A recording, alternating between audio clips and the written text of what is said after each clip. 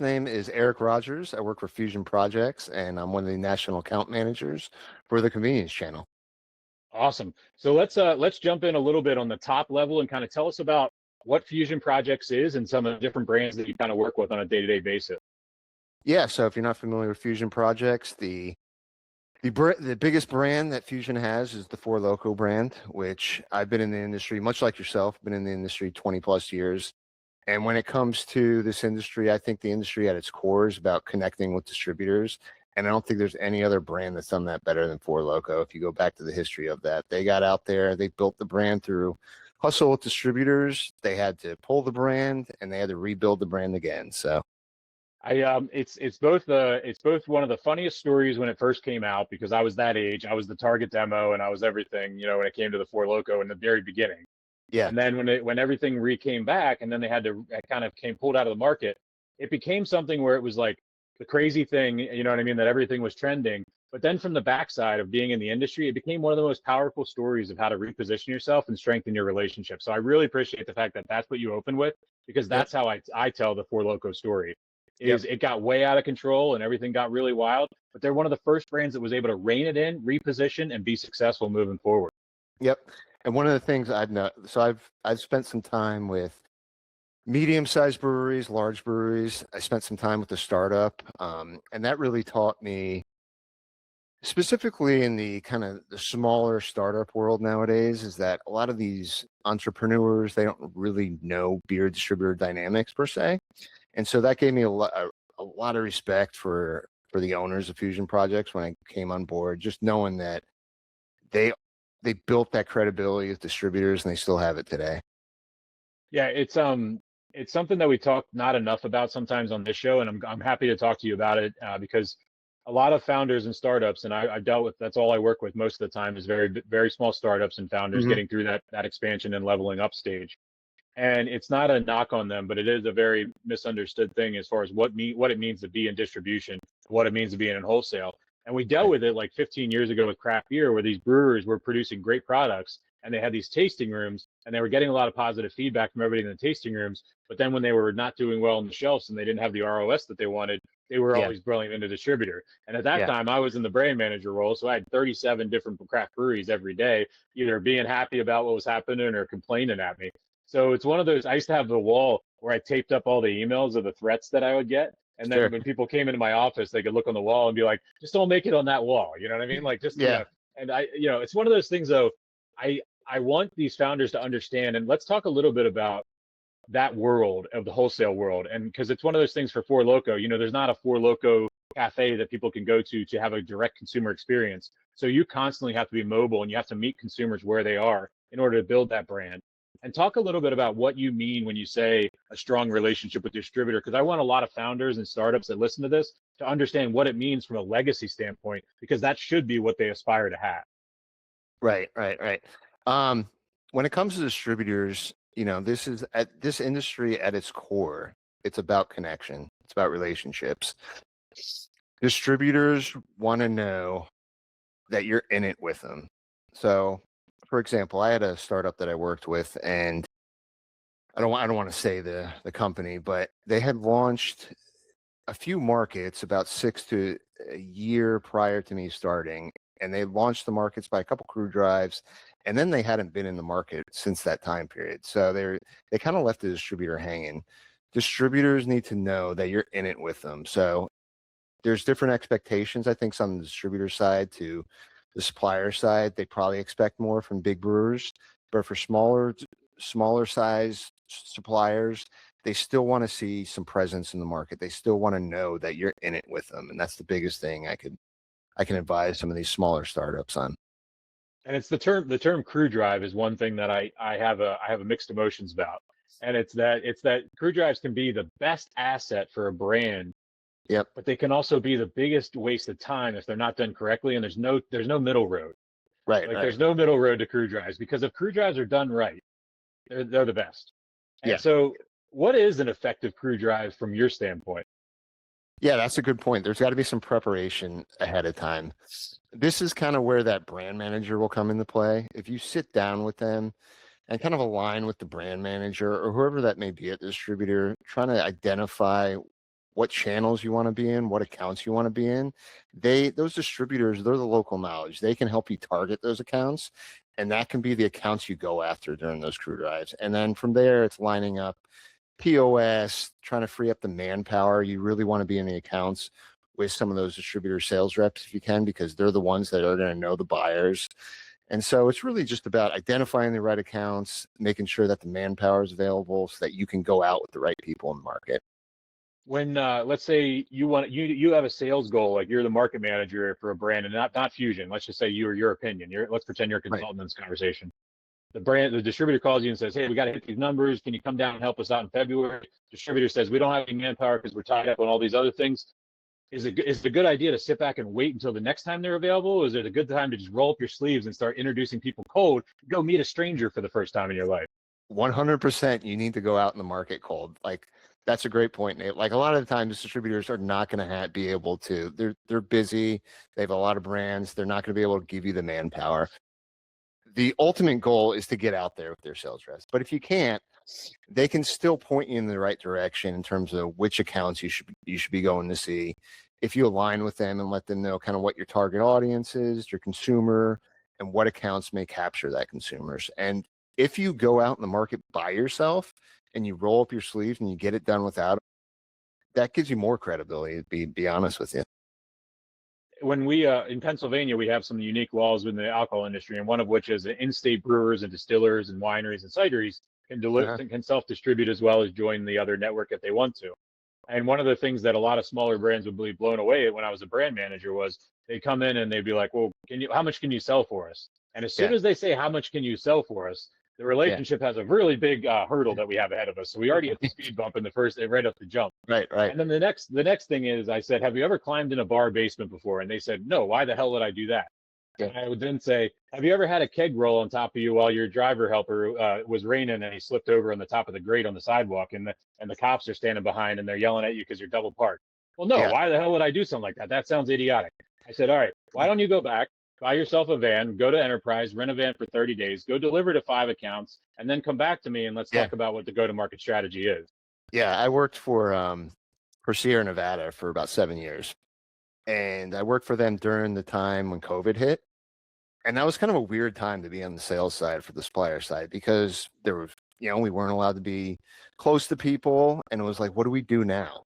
So one of the things we did down here in Florida was our distributors were still out servicing these accounts, still delivering the beer. We literally just got out with the distributors, helped them throw orders, even if it wasn't our product, just to show them, just to earn that credibility, roll up the sleeves, get in there with them during a time that was tough for everyone. It's one of the, I'm glad you brought that up, because the amount of suppliers that would come in with donuts and pretzels, Yeah. and we would just laugh, because we're like, "That's great for lunch, but how are you going to really help us?" And that's Yeah. the thing. So I won't harp on this as much as I want people to understand that if you're new to this industry, it is as simple as the personal relationship, and find out, if this was your friend, what would you do for your friend? Because at the end of the day, these are relationships that you're not selling to them and they're the retailer and they sell at the end.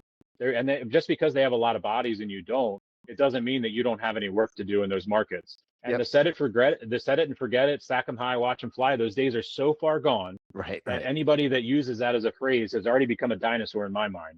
Right. So, it's really, it's some things to kind of work out. And I appreciate you taking the time to talk about this part, but now I want to jump into your story a little bit. You mentioned Sierra Yeah. Nevada, and I used to work with Sierra Nevada for a long time with Yeah. the Riglio and Ace. So, what was your territory and your roles with Sierra Nevada? Yeah. Sierra Nevada was, so I was early on with them when they started really expanding their national account team to really get focused on the convenience channel. So I called on major convenience retailers like Circle K, 7-Eleven, Racetrack, Wawa. And that was during a time when you walked in the convenience store, you didn't really see a whole lot of craft single serves. So that's really when they started jumping the game. So I was kind of in the early stages of that, just trying to align with the buyers and distributors from that aspect. What do you see now? Like, I'm actually interested. I don't get Yep. to a lot of convenience stores as far as this goes, just because the way our market is with alcohol and the Sure. hemp beverages that we have in the portfolio. But what's the consumer? What is that consumer looking like now, as far as like the beer industry and different types of alcohol? Like, what kind of formats are they grabbing? Are there any specific flavors or categories Yeah. they're gravitating towards? Yeah, I think specifically with convenience, you got to know that 60 to 70% of the units that go through a register is a single serve. So when it comes to single serve segment as a whole, that is convenience right there. I know that you've really been an advocate for hemp-based beverages, and that's one thing we're starting to see in some of the bigger retailers like Circle K. I'm sure you've seen it on the news. Yeah. They've really expanded in that. They've featured it on suction cups. They put shelving in there. I'm curious to see what that will do for the category. But flavor still remains the largest single serve segment. So, we've seen declines. I'm sure you've seen the reports at the end of last year. Total beer's been down, total wine's been down, total spirit's been down. RTDs within those three major segments is still up. So you're seeing this explosion in RTDs, but you're still seeing the big beer brands are still the base of convenience stores. I validate a lot of sets and I still see the movements on a lot of these items. And it's crazy to see brands like Four Loko, Twisted Tea, Mike's Hard Lemonade still averaging, 4 to 10 units a week in some of these stores. Yeah, it's definitely the you can tell if you're a nerd like me and you look at planograms all day long just as a Yeah, consumer. You can yeah, watch the shrinkage and the expansion and the shrink and expand and it's always focused on those products. So that's why I was really excited also to get you on. yeah. Because as much as like everybody jokes around like, why do you get so excited about certain stuff? You've been sober for 3 years. I'm like, it's the industry, man. And It's it's the like you don't get to really talk to, Four Loko. People don't realize like selling Four Loko successfully is so different than everything else. yeah, And yeah, and and that's the uniqueness of it. It's not easy. yeah, It was back in the day, like when I was selling Mike's Hard Lemonade and I was selling Pete's Wicked Ale and all that stuff. yeah. People are like, oh, that's so easy. Everybody loves it. Like you love it and you attach to it, but it has to transcend and it has to be a commercialized scale that is a wider audience than a niche little thing. Yeah, I think that the tough thing for these buyers nowadays is they still have to account for the core of their beer cooler, which is a lot of the bigger brands. But at the same time, they got to account for these growing segments like THC, non-alc, and it's like, how do you make sure that you have the days of supply, you invest your inventory in the right inventory, but still account for some of these segments that may not have as high of a turn rate for the growing segments? Yeah, it's I think we're at an inflection point of the industry where where like retail buyers, distributors, as well as suppliers have never had Yeah, to do so much real estate math before. Where yeah, it's like, okay, if I'm going to dedicate 30 inches of this shelf, what's the rate of sale? And I think that like I've always I'm a nerd like that, so I always like present it. That's how I sold things. I sold things as houses, and I yeah, kind of was like, these are mansions, these are Cape Cod, these are single, all yeah, that stuff. And I think now that's happening at scale where people are like, if I'm going to dedicate 30 feet, what is the yeah. rate of sale? But then here's the part of the kicker is back in the day, a box was a box was a box. Right. Now one box is $10 GP, one box is $5 GP, one box is $1 GP, and then you have to add an accelerated rate onto the inches that you're giving on the shelf. And now Yeah. math's getting a little. Now we're figuring out who is a Yeah. mathematician and who's picking Yeah. their nose with a pencil. Yeah. There's way more involved in it. Like probably the biggest ask, at least from a convenience store perspective, is days of supply. Like Yeah, how much days of supply do you have on and hand? that's the other thing Right. people don't realize. There's not a lot of basements in these convenience stores. Yeah. Yeah. And they only have so much manpower at the stores to Mhm. fill the shelves. Yeah, it's I didn't learn until we started opening up grocery stores and convenience, which is relatively new, obviously in Uh-huh. Pennsylvania. And then when we first started doing those load-ins and we were building the gondolas and everything like that, and I was Yeah. like, all right, well, where's your back stock? And they're like, it's right here. And there was 12 cases in the Yeah. corner. And they were like, well, you guys deliver every day, right? And I was like, what the hell is going on here? And eventually we got the laws passed where they could store it in another area where they actually could house pallets. But the Yeah. first couple of weeks, they were working out of a broom closet, like every single grocery Yeah. location. Yeah. Yeah. So but um, it's but it's interesting. I worked for Sierra, but my first stint in craft beer, my career was built in craft beer. I got on with the Red Hook Brewery pretty early on, which that was at I'm probably going to show my age here, but iconic brand back I'm in with you. It was iconic as well. I'm it was an supporting you. iconic brand. But when you go back to them, they were really the first craft brewery that sold out Yeah. to a big brewer. But that gave them the rights to all the Anheuser-Busch distributors. And that really taught me of how important those relationships are from distributors to just national accounts and anyone in the market, because we've leaned into our Anheuser-Busch distributors every single day. just for those relationships. It's in Pennsylvania with this hemp beverage bill that we got together, and in the next few days here we'll be going public with actually the language and everything like that. And How'd that go last week? it's been going really well so Yeah. far. Like we're moving right along. We have bipartisan support, and our governor last week just on his budget for 2026, he said he wants to recreationalize cannabis, and that's also part of it. So the governor's in full support, and we have bipartisan support. We Yeah. also met with a lot of the distributors, all the beer distributors, because we want the product going in the beer distribution network. Because in Pennsylvania, if you're not on the beer trucks, then you're in the state store, and the state store doesn't have trucks running back and forth. Oh, yeah. So if a bar in Pittsburgh needs something that's only in the location in Pittston, then they're not going to get the product for 6 days, and the story. But for those that are out there and listening that aren't aware of that, there is a very specific scalpel that needs to be done, and this is very surgical in finding the right distribution path. Because a lot of times, if you look at the data and you let the data show you, those states where it makes sense, like, oh, it should be in a dispensary because it's a cannabis product. Well, when you look at the other states in the past 5 years, every time a beverage brand goes into a state dispensary system, it fails. Yeah. And then the dispensary, what do? They call the supplier. The supplier has got to buy it back. They got to pick it back. They got to transfer it back, and all those touch points. And the dispensary is all good because the dispensary didn't have to worry about anything. Yeah. But the problem with that is that it doesn't work. And we have some people, once we got to sit down with them and explain to them the difference, those lawmakers were like, okay, we get it. Because at the end of the day, it's not about personal opinion. It's about simple rate of sale and distribution and logistics. Yep. And you can't create an industry and then chain down the access to distribution. Yep. Yep. And that's really, at the end of the day, that's what it is. And so anyway, my point is, we talk to these distributors and they're so excited. And what I see as a sad part about across the country is that there's this division of like alcohol versus cannabis versus all this stuff. And I'm having such a unique experience in Pennsylvania because everybody sees it as a bolt-on to what they're doing.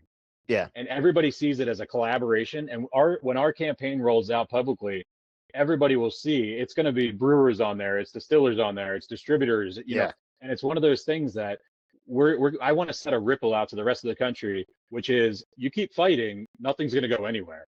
Right. And at the end of the day, I'm not a family friendly show, so I'm going to say it. It's a shit or get off the pot moment is where we are right now. Yeah. I find hemp derived beverages so interesting. Like we had a gathering Saturday night, and we had a few of our friends that were drinking some, and they're not people that are looking to get away from alcohol specifically. They just wanted something different. They didn't want to drink alcohol that night, and they're not THC users in general. So this is their intro into it. So I thought it was really cool. The distributors in Florida, for example, are all on board with it. Mm-hmm. The one distributor that I think would change the game nationally that's not on board with it just because of the legislation, I believe, is Reyes Distributing. Yeah. And when they get on board, that will change the game completely. And honestly, I can call it here on the record. It's not an if, it's a when, and the when will be when just a little more risk is mitigated, and that'll be in the next few weeks or months. It won't be years from now. Yeah. That's very cool. Very cool. Yeah, so it's funny you said that about Florida too, because I just had 2 meetings with 2 different distributors today in Florida, and it was exactly the same as Pennsylvania. It's just like they see it, they're golden cases. I mean, we always talked about craft beer was the golden cases. Well, they're not as much a golden case anymore. With certain brands, they are, but we have to accept that, and these are the new golden cases. Yep. Let's talk, how about you for a little bit? Like, what year did you start at Sierra Nevada? What territory were you? Were any chains across the nation and national? Yeah, so I started in 2015, and I was in the Southeast. I've always been in the Southeast. When I was early on in my career with Red Hook, which eventually turned into Craft Brew Alliance, I spent some time in California, Las Vegas, but I'm from Florida. That's kind of where home is for me.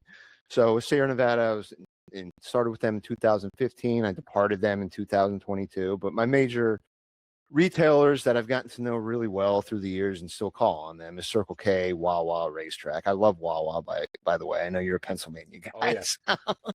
Big plug of Wawa. Yeah. And Rudders and Sheets, don't offend, Turkey Hill. You know how it is. We gotta make everybody. We gotta pay the limit. Yeah. Yeah, I should clarify. Circle K is my biggest account. I love Circle K.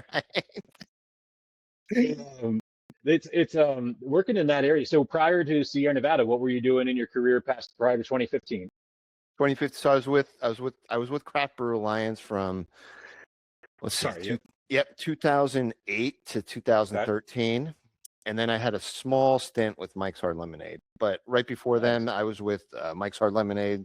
Go back to your question. So I was in Tampa. I called on one of our bigger Miller Coors distributors here in Tampa, JJ Taylor, which you Hmm. probably familiar with. Right Head before, headed for the Craft Beer Association's annual Distributor of the Year award. I was always nominated next to them. They always beat me. they're a I good group of never, I guys. never. The 3 years I was on, they always won, and I didn't. So I do know them very well. Yeah. So that's where I was at right before this. But before that, my last stint at Craft Brew Alliance. I was in the Mid-Atlantic area in Virginia, where I called on Total Wine, the military accounts, and Giant Foods. When you were working with Red Hook and everything like that, did you ever go out, were you out there in the Pacific Northwest and everything like that often, or every once? Did you ever get to go out there? Every once in a while, I love the brewery out there. Yeah, Yeah, yeah, that's what exactly what I was going to say was that back in our day when it was a hot yeah, brand, I definitely I went there twice and it was a lot of fun. Because believe it or not, I was doing blogging and vlogging in the beer industry under the name The Bureaus. And yeah. I went out there for a bloggers conference back in like 2010, Uh-huh. 2011, and they hosted us there, and they were like using it as a perfect opportunity before they did the launch in the Yeah, Anheuser-Busch, where they yeah, had all the influencers in one room. And today we look at it as like a common nature, but back then it was very strategic. It was very behind the scenes, and it was like right. 100 of us in a room. And it was just looking back, it was like the best propaganda opportunity. It was like just get them all boozed up, Yeah, send them yep, home, and let them put up content. You know what I mean? yep. That was the industry back then, right? So it was cool. It was cool for what it was, but it's also very different. And I think I like where we're going because we're more business focused now. You know what I Right. mean? And it's like we allow the consumers to have the fun. And I think a lot of times back then, me admittedly as well, there's a reason I'm sober. We had more fun, I think, sometimes than the Yeah, consumers did. definitely early on in my career, I would say that. When I was with Red Hook, probably my favorite time with Red Hook is when we launched the Kona brand. So we launched Kona in Florida, and it was really cool to launch that brand and see it resonate and see how big it is today. Kona is a beautiful story, to be honest with you, about like, and Yeah. then Widmer as well, and all those guys. But especially when you go up to the Pacific Northwest, I think while all the different pockets of the country have their certain uniqueness, Hmm. that area has a real uniqueness that doesn't transcend anything else. And if anybody up there is into craft beer or anything like that, like if you think craft beer is dead in your town or anything like that, you just need to go up there So yeah, because it's yeah, like every corner bar has the best lineup of craft beer. yeah, I remember driving through Black Butte Mountains, going up to work with Deschutes and Rogue, and yeah, we would just stop over at like the dingiest corner bars in the middle of the woods where there's nobody for 20 miles, and it yeah, got a better lineup than we did in Philadelphia at the time. You know? yeah. It's good to hear that. I haven't been up there in a while, and it's good to hear that it's still alive up there because you see, it makes me sad on LinkedIn when I see all these breweries like Rogue closing down and some of these other Well, ones. that is Yeah, happening. Yeah, that's for sure happening, and that is the unfortunate part of the maturity of the yeah, industry too. You know? yeah, At the same time, like I love Rogue, and I love them all to death. But one of those things that you work with companies that are so creative sometimes hmm, that I think sometimes the creativity can outstretch the business acumen and things like that, and sometimes you get in trouble in certain ways, you know. yeah, yep, yep. So, but let's kind of look a little bit about like you for I'm gonna do what I usually people have been enjoying me in the sense of let's go to 18-year-old Eric. Okay, I've been using this question a lot okay, lately, and I love the responses I'm getting. okay, okay. Yeah. So where are you geographically and what's going on? And you just, let's say you just turned the cap and you just graduated high school. What's going on? What's the aspirations of Eric at that point? Wow, that's a fantastic question, Nathan, and one I haven't thought of too much recently. And don't worry, this is the Yeah, response I'm getting from everybody. Yeah. yeah. 18-year-old Eric did not know what was going on, had no clue what I wanted to do. I was just happy to get into college. I'll put it that way. Um, but I got into so I was very much a C student, right? I grew up playing tennis.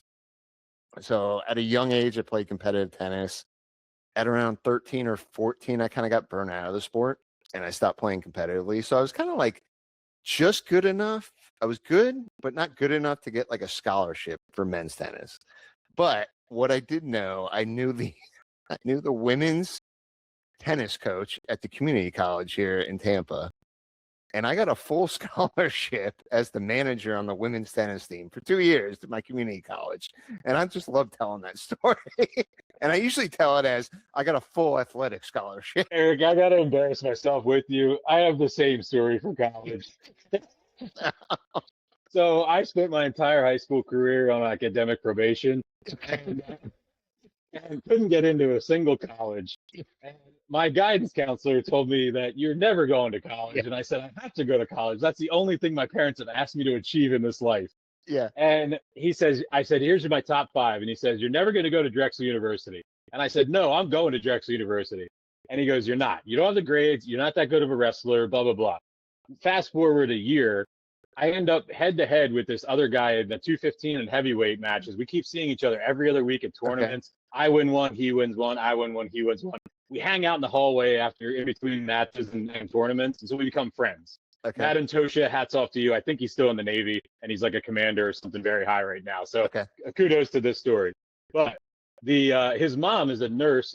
I think she's a nurse at this moment. And something happened with me, like I twisted my ankle or something like that. And she comes over and she's talking to me and she just happens to say, hey, what are your college aspirations? You know, you're going into your senior and all this stuff. And I was like, I've gotten declined from everybody. Like all my friends are early decision. I'm still sitting here in wrestling season, like no idea what to do. I just went to a recruiting trip to University of Southern Maine. That was a nice tundra. I don't want to wrestle there. Yeah. And I'm bugging out when I'm telling her this. And then all of a sudden she goes, well, where else did you apply? And I said, Drexel University. And I'm really surprised I didn't get in.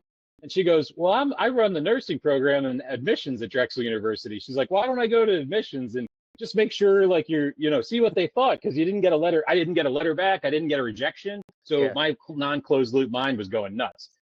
And all of a sudden I get a call and an email a week later. And she goes, Nate, I want to tell you, number one, you submitted the wrong year for your application, so you were accepted for next year's admissions class. Oh, okay. So congratulations on that, but you weren't going to be notified in about 6 months. Yeah. And she goes, on the flip side, we still had some space this year, and since you're already accepted, I shifted your admission over for 1 year, and welcome to the class of 2008.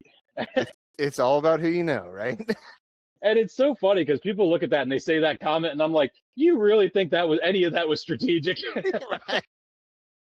Like I could see that if I I scouted her out and I saw her at a convention and I wanted to talk to her. No, it was my dumbass rolling my ankle and then fumbling over somebody. You know what I mean? Like, but no, I love that story because you're right though. It is actually moving forward. Like it is everything about that, and it is everybody you know. And it's not, oh, I can get this job over somebody else, but it also is the trust. And I think I want to circle back as we kind of close out and really focus on the beginning part we talked about, which is that brand trust with your distributor and the brand trust with your retailer. Mm-hmm. Talk a little bit about what do you do? Let me give you a scenario actually for somebody as a closing kind of advice. All right. You sign up with a distributor, you're no names or anything like that. And the distributor is not necessarily doing what you think the brand should do. What is like the first thing that you would analyze to try to figure out the breakdown of the brand? Because let's say you see it growing in other markets really well. Mm-hmm. What are kind of some of the analysis, and not a blame game type analysis, but what are some of the things you want to start poking into to kind of see what you can fix and rectify in that scenario? I think you got to take some personal ownership in terms of what types of conversations have you had with this distributor in terms of what your expectations are. And I think you got to ask yourself, did I really get some alignment there, and revisit that conversation? And that could solve it on its own. Maybe it hasn't, right? But maybe it's an issue, and it's going back to distributors want to know that you're in it with them.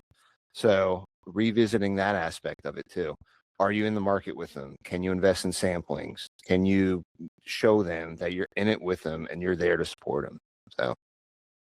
That's the perfect answer, Eric. I use the metaphor with people when I'm in the beer industry it's like when somebody calls you and you have a foamy keg. Mm-hmm. You don't start blaming the bartender. You check the temperature, you check the gas, and 99% of the time, there it is, it's done. Yeah. Like, you know what I mean? And you're exactly right. First call is not a call of defense. First call is not a call of attack. First call is actually a call to yourself. Yep. And you're right. And I want people to feel comfortable moving forward, because our audience has a lot of startups and a lot of founders that get nervous and they get scared. and they overestimate things. And I want everybody to realize, like, you're going to make mistakes, and you Yeah. don't run away the second something's hard. And I think a lot of times we get people that fall apart the second there's a challenge because it wasn't as smooth as their full-time job. Yep. And what they forget is your full-time job has a lot of buffers and barriers and benefits that are put into it that allow the efficiency. And when Yep. your job is to build your own job, Yep. that involves something else. And I'd say that to you as I look at you as an intrapreneur. I think a lot of people don't realize that national accounts guys are really intrapreneurs. There's a lot of different things. It's not the standard process and procedure that involves in the street work and everything like that. So I want to thank you, Eric, for kind of coming on here. And as we close out, I want to kind of give anybody any ways to find you, or kind of where they can find anything and anything you guys might have this year that people want to check out. Yeah, well, you can find me on LinkedIn. Yeah. So, but I'll finish with this. Like you mentioned national accounts and how we're kind of like the people that kind of connect the dots here. A lot of times people think of us in national accounts as just calling on buyers and meeting with buyers. While that's true, the other aspect of that is getting our distributors to kind of tell the same story that we do. And a lot of times when they do that, that's more validating than us telling that story. So that's my advice to some of the startups out there, is just don't assume that your distributor is going to do it all for you, and kind of walk them through it. I appreciate you using the term story, because a lot of times that we worry about sales and we worry about sales. But again, back to what is the common core problem? When the sales aren't there, most of the time the story has been broken. Yeah. And it's like, we don't actually sell things, like show what we sell. And if the story is right, they'll buy. Right. If they're not buying when you tell the story, you're not gonna pushing it on them isn't gonna work. Right. Perfect. Well, hey, Eric, I'll close out, and I want to tell you again, I say this to everybody, but I mean it to every single person that comes on here. There are no scripts, there's no agenda, and you did not have any questions in advance, and we didn't go out to dinner and yuck it up and plan this out, and that involves a lot of courage. And we live in an absolutely chaotic, beautiful, destructive world right now, and courage is something that's lacking at scale in this society. So I want to publicly commend you on that and tell you that there's a lot of people that do decline offers to this because they want the questions and they don't come on. And we call that the asshole meter. And if you don't want to come on here because you don't have questions, you're probably lying about what you do. Yeah. And that's our simple filtration system. So publicly, I want to thank you, and to the audience, I want to remind everybody: there's no script, there's no agenda, there's no questions. Eric came on here as a blank slate, took the leap, and told us his story, told his brand story of who he's worked with and those in the past. And I want to remind everybody as well, same thing I said to the last episode, and same thing to Eric, is when you're walking on the street, look a person in the eye, hold the door for somebody, male, female, German Shepherd, it doesn't matter. It's stop being a piece of shit. Ask your friends and ask a stranger how they're doing today, and pause and wait and actually care about what it is that they're going to say to you in response. We have a wild, crazy world that we live in, and we're all in this together, and there's a lot more that we have in common than there is different. So I really appreciate you taking the time today, Eric. Yeah, and likewise, I appreciate you giving me this opportunity. You couldn't have said it better. This world, this industry is about connection. And by all means, if you're down in Florida, Tampa, hit me up. Would love to hook up for a beer. Absolutely, man. You take care, buddy. All right. Thanks, Nate. All right, take care.